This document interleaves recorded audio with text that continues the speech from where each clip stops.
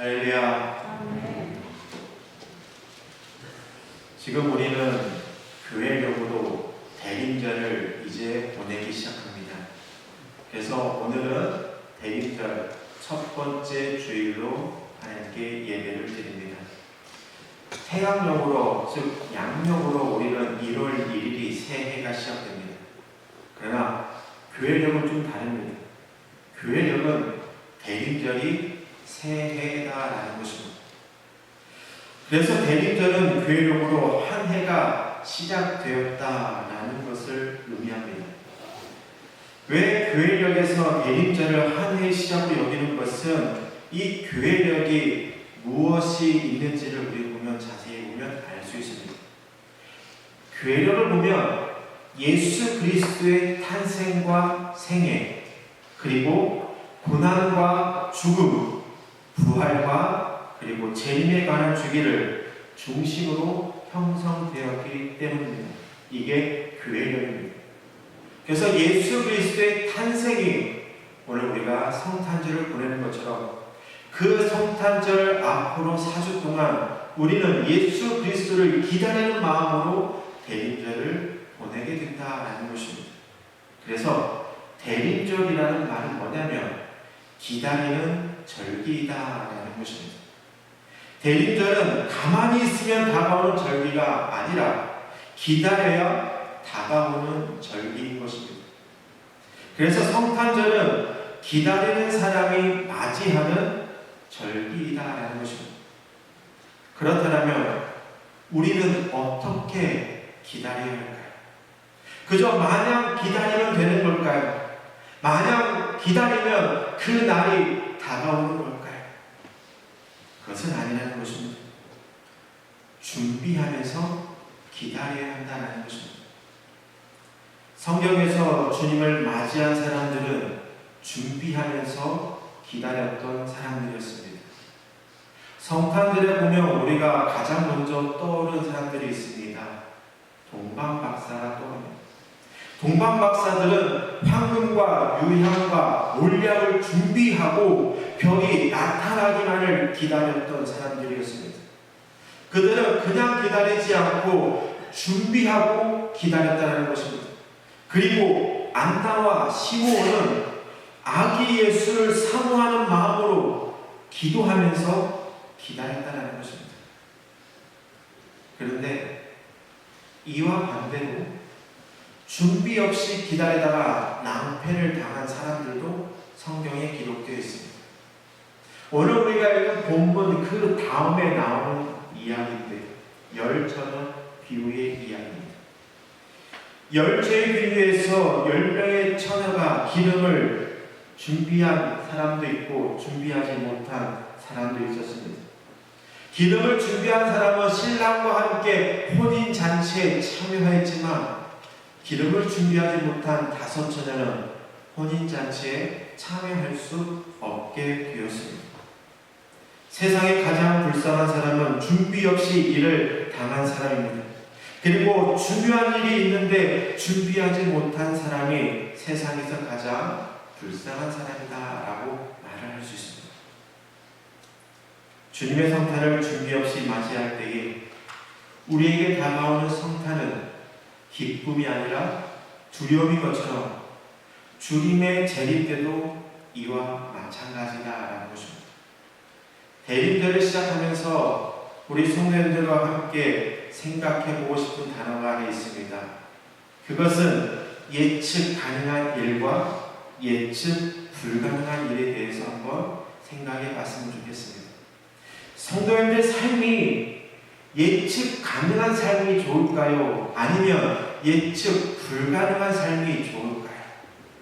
우리는 어쩌면 예측 가능한 삶이 참 편하고 좋을 것입니다. 내가 앞날에 어떠한 일이 일어날 것이라는 것을 알기 때문에 우리는 예측 가능한 삶이 되었으면 좋겠다라고 생각할 것입니다. 그런데 그것이 결코 좋은 것만은 아니다라는 것입니다. 카타르 월드컵이 시작되었습니다. 많은 축구 전문가들이 각자만의 생각과 각자만의 정보를 가지고 모든 축구 경기를 승부 예측을 합니다. 어떤 사람들은 각자 가지고 있는 정보와 각자 가지고 있는 생각을 가지고 이 한국 축구에 대해서 조심스럽게 승부에 대해 예측을 하며 그리고 전망을 내놓기도 합니다. 그런데 이 카타르 월드컵이 축구 전문가들의 이 예측대로 결과가 나오게 되면 어떨까요? 그 축구 경기는 참 재미없고 시시한 경기가 될 것입니다. 이번 카타르 월드컵은요, 아시아 국가들의 돌풍이 일어나고 있습니다. 사우디아라비아가 축구 강국인 아르헨티나를 2대1로 이겼습니다.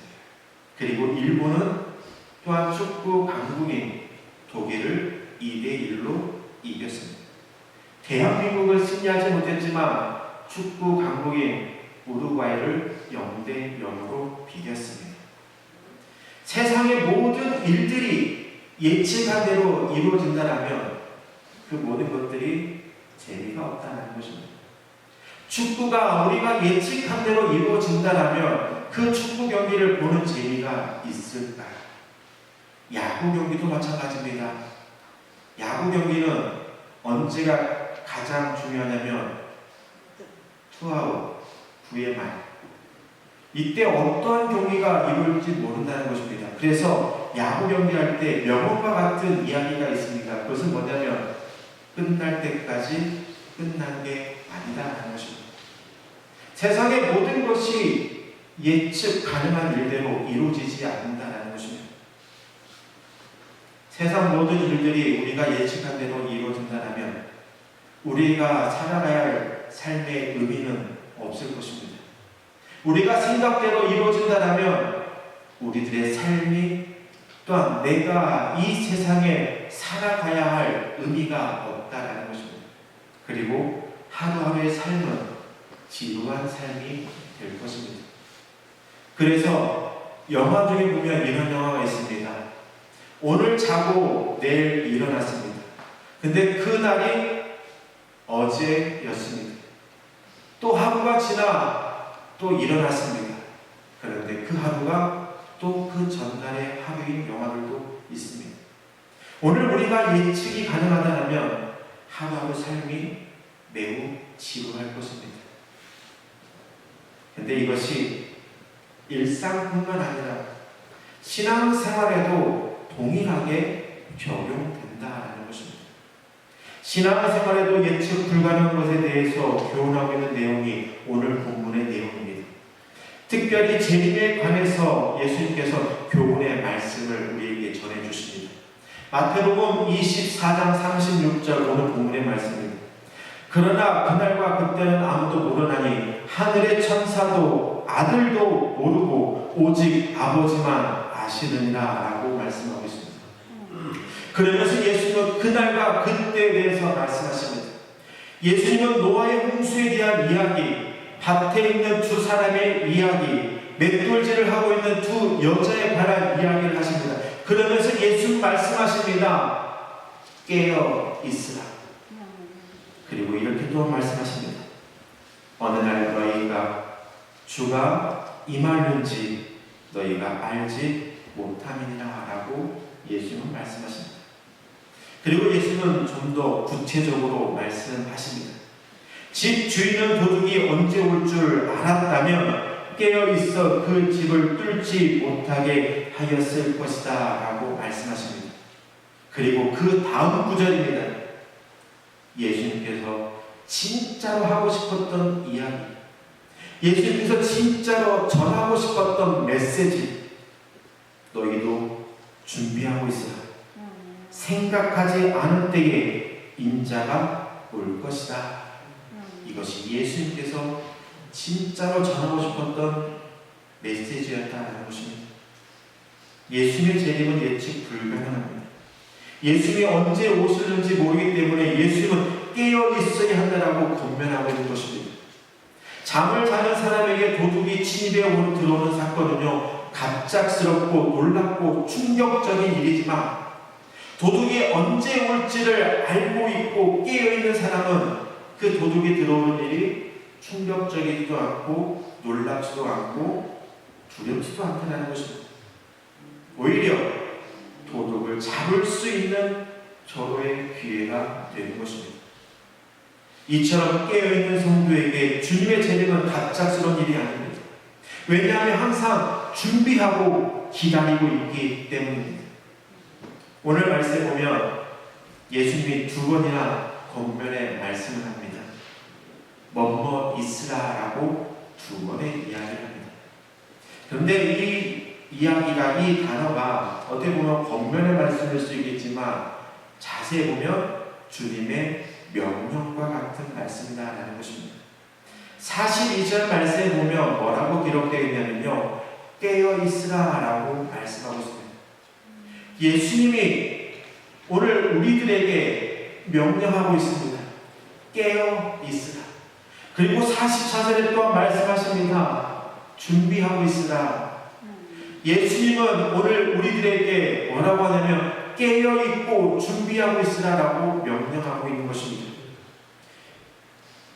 오늘 본문의 말씀 이후에 기록된 말씀을 보면 다시 오실 예수를 기다리는 성도들이 어떻게 살아가야 하는지, 어떻게 기다려야 하는지를 우리는 알 수 있습니다. 충성된 종으로서의 삶에 대한 이야기, 열전에 비유해서 기름을 준비하며 기다리는 신부의 삶에 대한 이야기, 그리고 달란트 비유를 통해서 주인의 뜻을 잘 감당한 종의 삶에 대한 이야기, 기다림의 계절이 대림절을 지내는 나는 오늘 깨어 있는지 준비하고 있는지를 되돌아봤으면 좋겠습니다. 오늘 우리는 그냥 준비하지 않고 기다립니다. 기다리다 보면 때가 오겠지, 기다리다 보면 알아서 그 날이 오겠지라고 우리는 준비하지 않고 기다립니다. 그러나 준비하고 있을 때에 하나님은 그것의 놀라운 역사를 이루어 가신다라는 것입니다. 예수님의 오심을 기다리는 사람들에게 중요한 것은 뭐냐면 그때가 언제인지가 아니라 깨어서 준비하는 그 일상을 살아가는 것이라는 것입니다. 마태복음에 전에 마태는요, 기다림의 시간을 살아가는 사람들의 삶의 태도를 한마디로 이렇게 정리합니다. 깨어서 준비. 이것을 좀 더 다르게 좀 정리하면 이렇게 표현할 수 있을 것 같습니다. 기다림은 깨어서 준비하는 것이다. 동방 박사도요, 기다렸습니다. 그냥 무작정 기다리지 않았습니다. 황금과 유향과 몰약을 준비하며 기다렸습니다. 그리고 안나와 시몬은 아기 예수를 만나고 싶어하는 그 사모하는 마음을 가지고 그냥 무작정 기다리지 않았습니다. 기도하면서 기다렸습니다.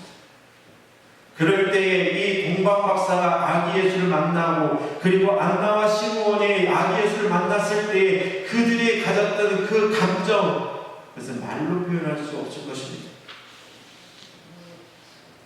지금 전 세계 사람들의 시선이 카타르에 있습니다. 사람들은 축구 선수들의 경기에만 집중을 합니다. 축구 경기를 준비하기 위해서 선수들이 흘렸던 땀방울에 대해서는 생각하지 않습니다.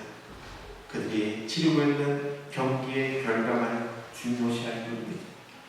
운동선수가 땀을 흘리며 매일 훈련하는 이유는 뭘까요? 그들에게는 목표가 있기 때문입니다.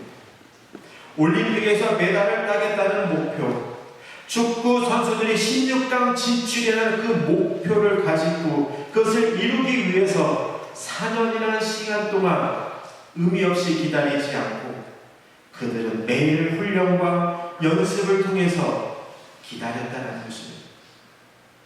그리고 그 때가 되었을 때 그들은 그것을 발휘하는 것입니다. 깨어있는 사람만이 준비하고 연습하고 훈련할 수 있습니다. 그러나 깨어서 연습하는 것이 모든 일상을 제쳐두라는 말은 결코 아닙니다. 밭에 나가 일하는 시간을 연습과 훈련의 시간으로 삼는 사람, 맷돌질하는 시간에도 하늘을 향해 마음을 모으는 사람이 깨어있는 사람이고, 그런 사람이야말로 주님의 임재하는 시간을 알아차릴 수 있는 사람이다라는 것입니다. 기다리는 사람은 할 수 있는 한 모든 일에 최선을 다해야 합니다. 그리면서 기다려야 하는 것입니다. 의미 없이 기다렸을 때에는 그곳에서는 하나님이 역사하지 않고 그곳에 하나님의 은혜도 없고 축복도 없습니다. 오늘 우리는 언제 오를지 모르는 기다림을 갖고 그 순간순간 최선을 다하는 삶을 살아야 할 것입니다. 대림절을 시작하는 우리는 예수의 말씀처럼 늘 깨어있고 그리고 늘 준비함으로써 착하고 충성된 종으로 인정을 받게 되고 혼인잔치에 참여하는 신부가 되며 주인의 뜻을 잘 감당하는 주의 자녀가 될 것입니다. 우리 노아 방족의 성도 모두가 그날과 그때를 알 수 없기에 늘 기다리는 마음으로 그 기다림이 무의미한 기다림이 아니라 준비하면서 기다림을 통하여서 그 성탄의 은혜를 누리며 그리고 그 아기 예수님이 왜 이 땅에 오셨는지를 다시 한번 새기며 오늘 우리를 위해 오셨고 우리의 죄를 용서하기 위해 오신 그 아기 예수를 기쁨으로 맞이할 수 있는 우리 모두 되기를 주님의 이름으로 간절히 축원합니다.